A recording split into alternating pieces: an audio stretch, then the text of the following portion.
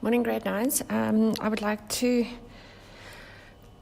explain to you quickly today how to calculate the outside area of three-dimensional shapes. The homework is on page 211, activity 6.1, number 1 to 5. You should be able to do all these things. You've done it before in grade 8.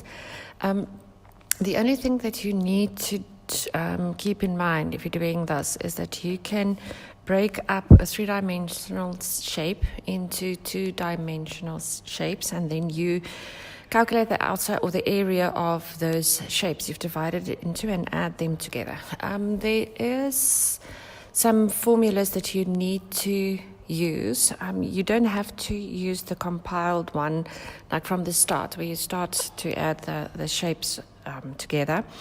You can individually add them together. Now if you look at this one, I've put in the 2 because its pi radius square actually is one circle's surface area, but because we've got 2 of the same size circles, I just write 2 of these circles, and then you add that with the rectangle's area. Now rectangle's area is the length times the breadth, that in this case can be indicated as the height as well.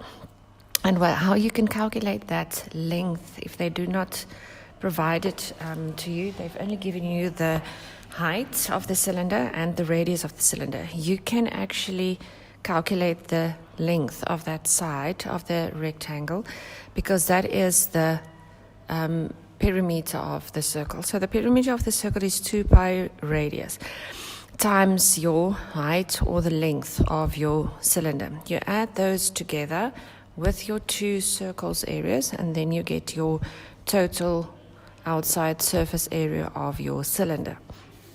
You can also write it down in the next 2 ways. It's my cylinder plus my rectangles, and if you manipulate that, you can get another way of representing the formula. You don't need to know these by heart.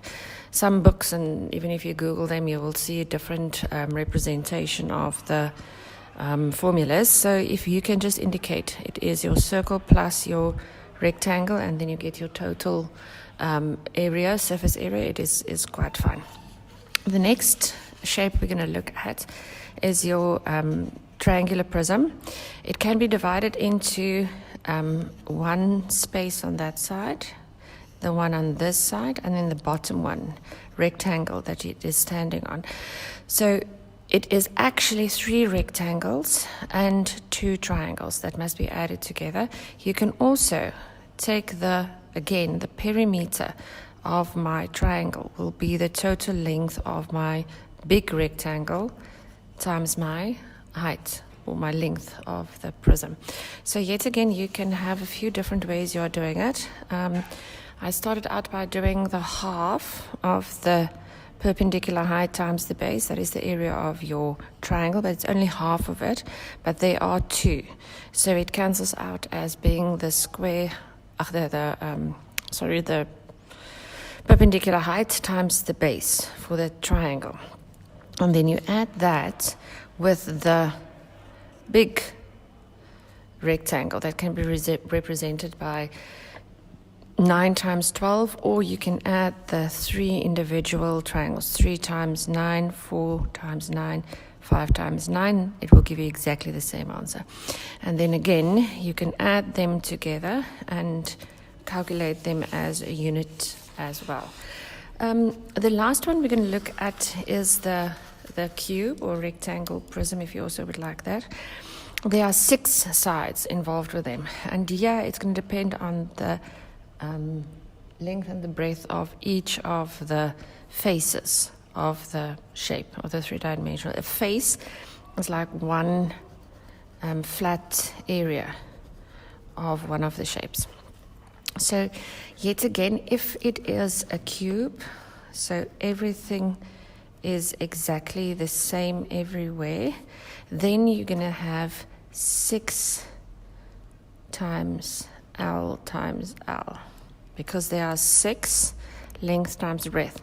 So it's actually 6L to the power of 2, because it's 6 of exactly the same blocks. That is only when it is a perfect cube, like a Rubik's Cube or a dice or something like that. Now, if they have got different sides lengths and face lengths and side lengths, for instance, a matchbox where you put in small little matches, line matches in, all the sides are different except those two. This face and the bottom face is the same.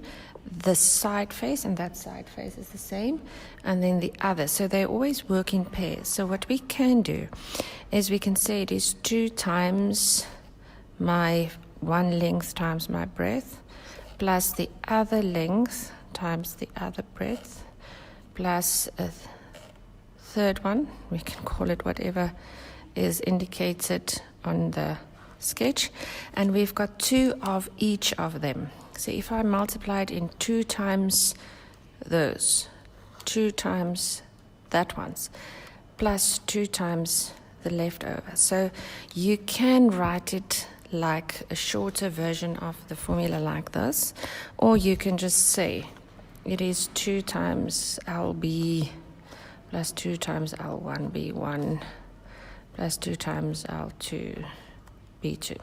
I really am not going to penalize you on the way you write your formula down.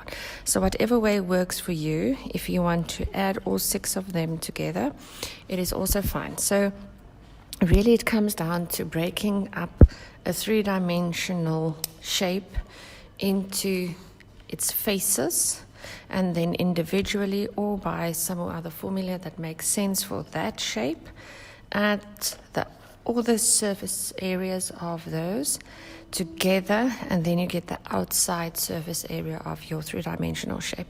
Yet again, you can divide it into 4 like this, 2 on the sides, like a little cross. It can be a T.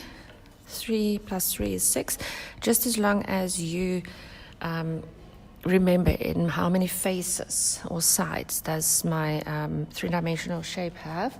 And then the homework I gave you is straightforward. The first question, just an application, the South Afrikaans ones, of your different shapes, and then there's a few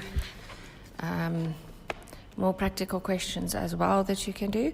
So please, it's going to be, for some of you it's only going to be a revision, some it's going to find it easy, some a little bit more difficult, depends on how much you've been working and paying attention in last year's classes. So I would like you to finish that for me. We're going to do